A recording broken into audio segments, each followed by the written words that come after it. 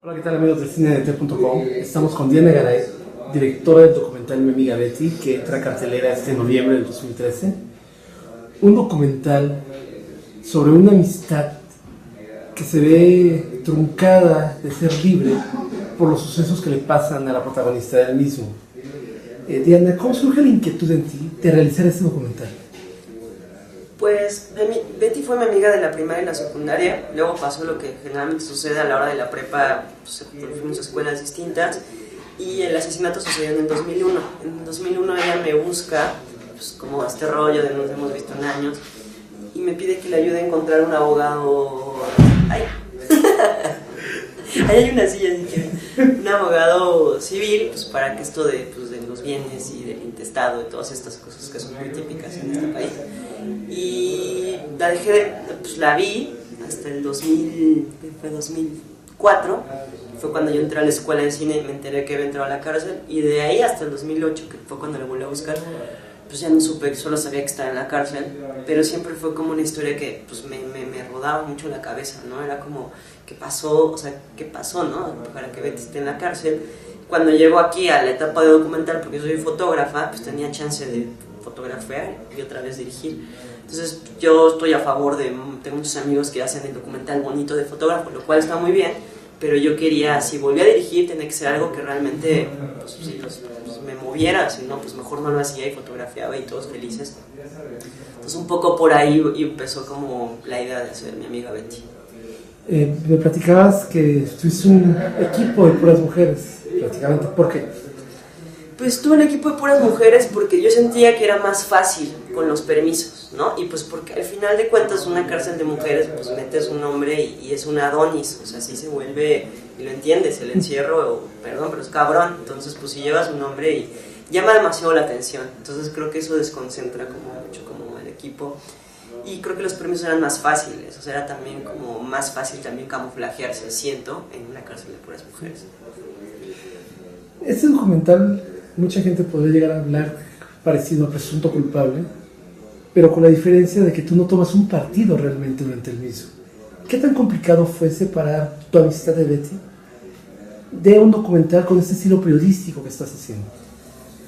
Pues fue complicado porque justo pues, yo no tenía como este lado como panfletario. Presunto Culpable nos ayudó mucho. Yo grabé un juicio Presunto Culpable y tú conoces un poco de proceso. Nos ayudó mucho en el sentido que fue un documental que llegó a tanta gente que no tuvimos que explicar tantas cosas jurídicas, lo cual era un plus. Yo no lo veía como, siempre sabía que iba a existir la comparación con Presunto Culpable, con mi vida dentro, pero Presunto Culpable nos resolvió muchas cosas que ya no teníamos que explicar nosotros en el documental, lo cual nos daba tiempo para contar otras cosas.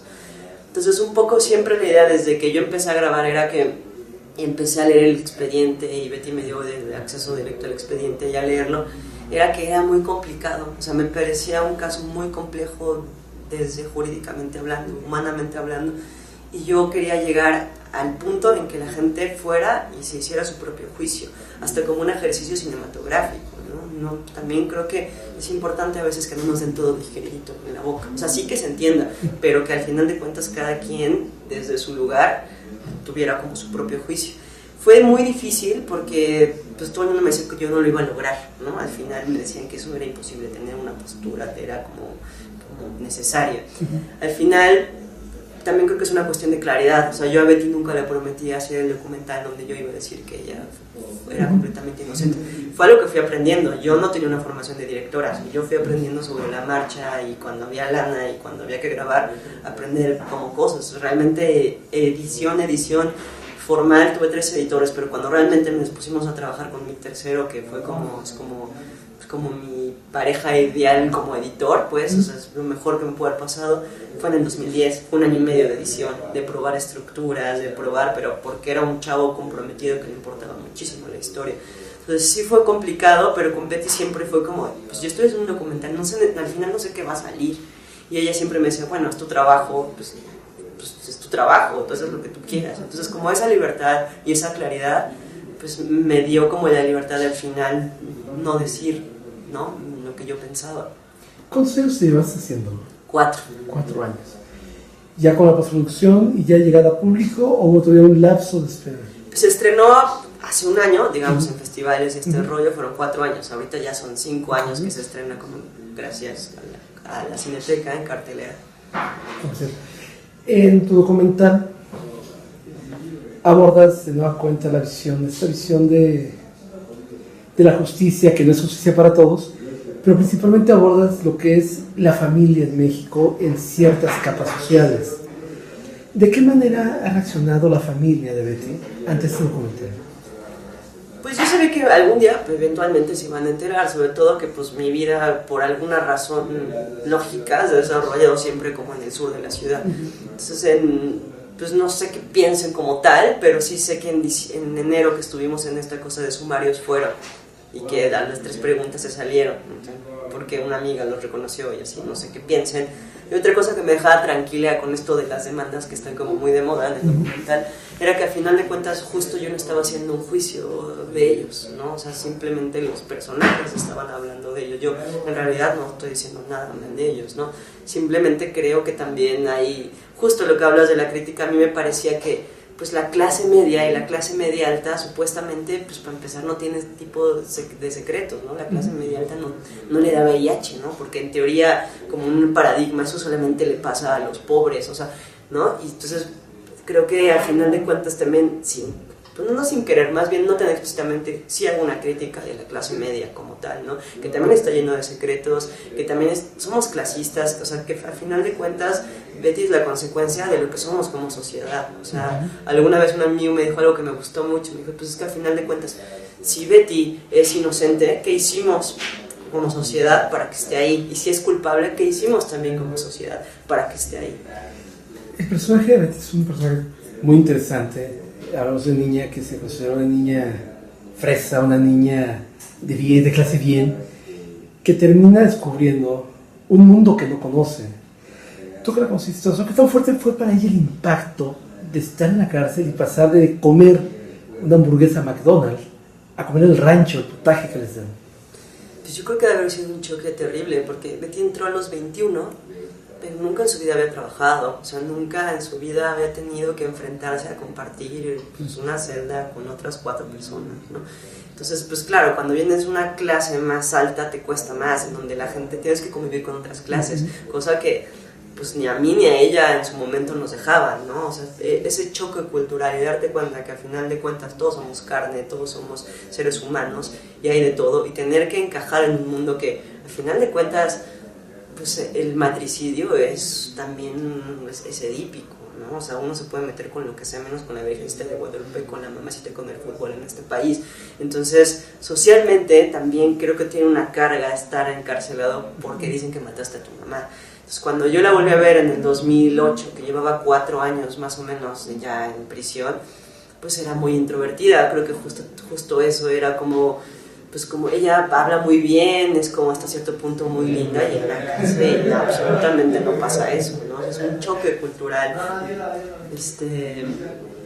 de clases también, ¿no? Yendo un poquito ya a la parte de la película ya armada, ¿cómo fue que fuiste a caer con Carlo Ayón para que te haga la música? Es que mi novio, como le llamo yo, yo conocí al que me ayudó a cobrar la película, que es mi novio, en el 2010, en el Morelia Lab. Entonces, curiosamente, él conocía a 2 de los que exalumnos, porque resulta, claro, la clase media es así, entonces se conocían, y me pasa mucho que se conocían a los chavos. Me ayudó a acabar el docu. También, pues ahora también ayudamos a un amigo, Pablo, también a acabar Lejanía, a Santiago Esteinú, Los Años de Fierros, productor de todos ellos.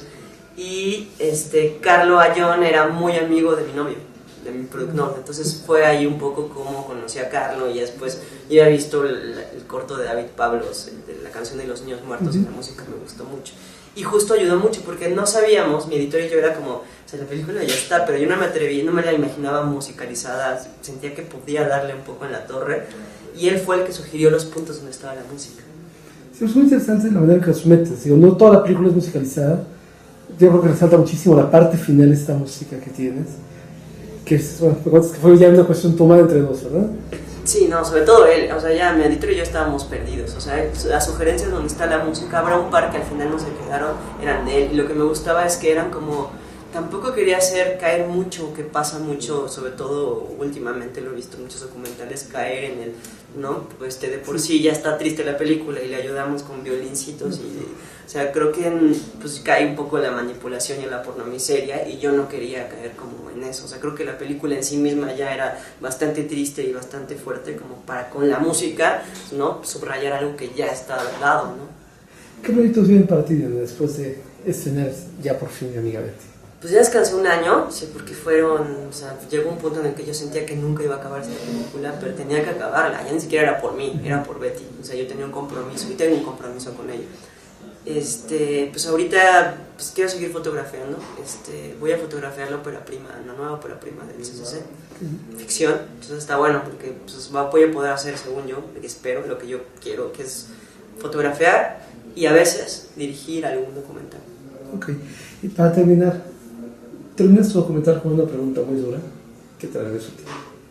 ¿Tu amiga Betty asesinó a su madre? Siempre digo que es la pregunta del $1.000.000. Yo creo que no, pero creo que no me sentía con la autoridad moral de decir sí o no, porque no soy abogada, porque yo no estuve ahí y al final de cuentas creo que la única persona que lo sabe es ella. Y por el otro lado, creo que es lo más honesto que pude hacer. O sea, si yo hubiera puesto que Betty era inocente, creo que ni yo ni el público se lo hubiera como totalmente creído. Y si hubiera puesto que era culpable, yo no podría dormir en las noches. Entonces se trataba de hacer el menos daño posible y que el espectador hiciera el trabajo de hacer el juicio que él quisiera. Diana, muchísimas gracias. Muchas gracias.